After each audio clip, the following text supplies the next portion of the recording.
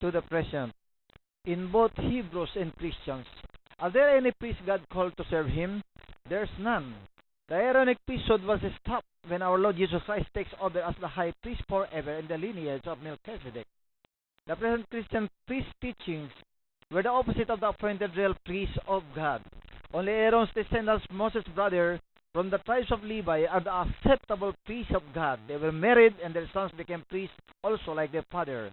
In Exodus chapter 28, verse 1 and verse 41 to 43. Have Aaron your brother brought to you from among the Israelites, along with his sons Nadab and Abihu, Eleazar and Ithamar, so they may serve me as priests. Others that came from other families are not authorized to become priests of God. Those who tried faced the wrath of God, death. After you put this clothes on your brother Aaron and his sons, anoint and ordain them, consecrate them so they may serve me as priests. Make linen undergarments as a covering for the body, reaching from the waist to the thigh. Aaron and his sons must wear them whenever they enter the tent of meeting or approach the altar to minister in the holy place, so that they will not incur guilt and die. This to be a lasting ordinance for Aaron and his descendants. And in Exodus chapter 29, verse 1, verse 8 to 9, and verse 29 to 30. This is what you are to do to consecrate them, so they may serve me as priests. Take a young bull and 2 rams without defect. Bring his sons and dress them in tunics, and put headbands on them. Then tie sashes on Aaron and his sons. The priesthood is theirs by a lasting ordinance. In this way you shall ordain Aaron and his sons. Aaron's sacred garment will belong to his descendants, so that they can be anointed and ordained in them. The son who succeeds him as a priest and comes to the tent of meeting to minister in the holy place is to wear them 7 days.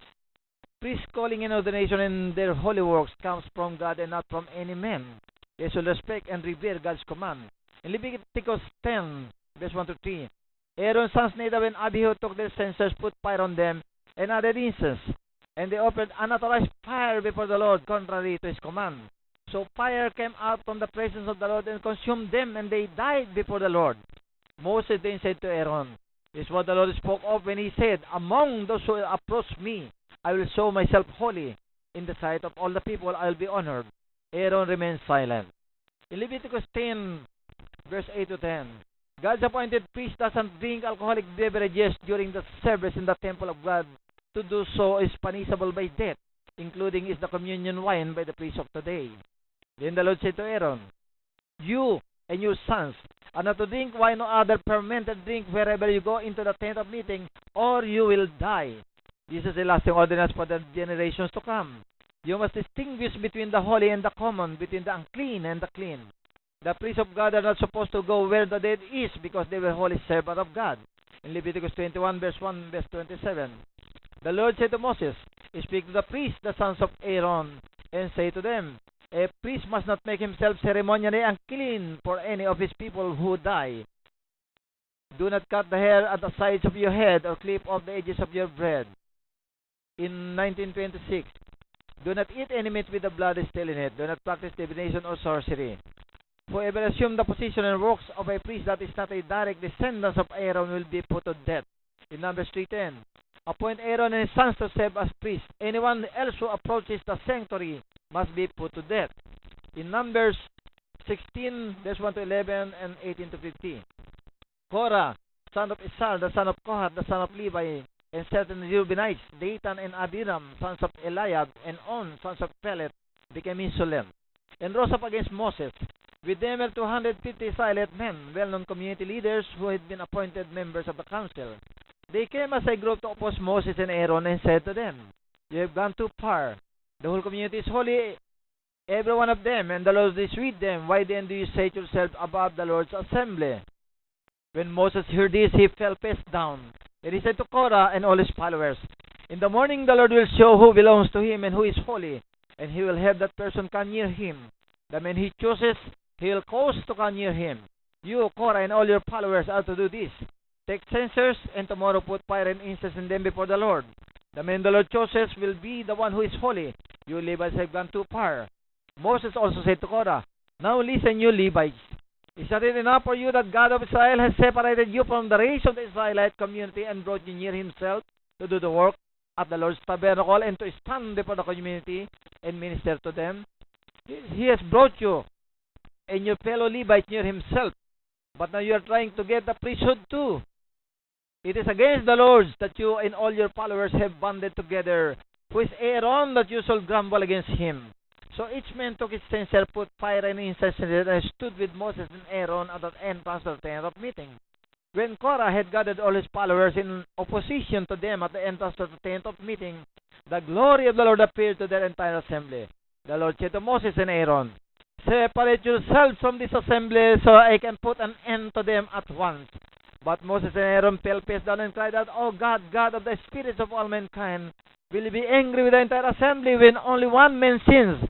Then the Lord said to Moses, "Say to the assembly, move away from the tents of Korah, Dathan, and Abiram." Moses got up and went to Dathan and Abiram, and the elders of Israel followed him. He warned the assembly, "Move back from the tents of these wicked men. Do not touch anything belonging to them, or you will be swept away because of all their sins." So they moved away from the tents of Korah, Dathan, and Abiram. Dathan and Abiram had come out and were standing with their wives, children, and little ones at the entrances to their tents. Then Moses said, "This is how you will know that the Lord has sent me to do all these things, and that it was not my idea. If this man die a natural death and experience only what usually happens to men, then the Lord has not sent me.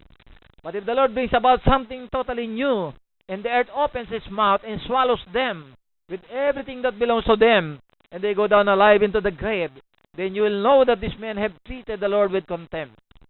As soon as he finished saying all this, the ground under them split apart, and the earth opened its mouth and swallowed them with their household and all Korah's men and all their possessions. They went down alive in the grave with everything they owned. The earth rose over them, and they perished and were gone from the community. At their cries, all the Israelites around them fled, shouting, "The earth is going to swallow us too." And fire came out from the Lord and consumed the 250 men who were offering the incense. The Lord said to Moses, "Tell Eleazar, son of Aaron the priest, to take the censers out of the smoldering remains and scatter the coals and some distance away, for the censers are holy. The censers of the men who sin at the cost of their lives hammer the censers into sheets to overlay the altar, for they were presented before the Lord and have become holy. Let them be a sign to the Israelites."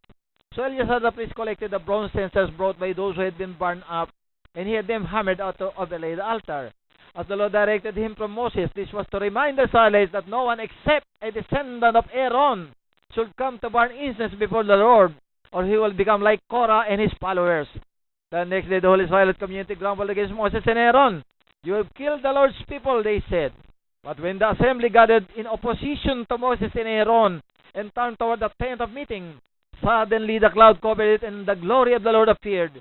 Then Moses and Aaron went to the front of the tent of meeting, and the Lord said to Moses, "Get away from this assembly, so I can put an end to them at once." And they fell face down. Then Moses said to Aaron, "Take your censer and put incense in it along with fire from the altar, and hurry to the assembly to make atonement for them. Wrath has come out from the Lord, the plague has started." So Aaron did as Moses said and ran into the midst of the assembly. The plague had already started among the people, but Aaron offered the incense and made atonement for them. He stood between the living and the dead, and the plague stopped. But 14,700 people died from the plague, in addition to those who had died because of Korah. Then Aaron returned to Moses at the entrance to the tent of meeting, for the plague had stopped. Let this be a warning to those calling themselves priests of God. You do not want to become Dathan, Korah, and Abiram of Moses' time, do you?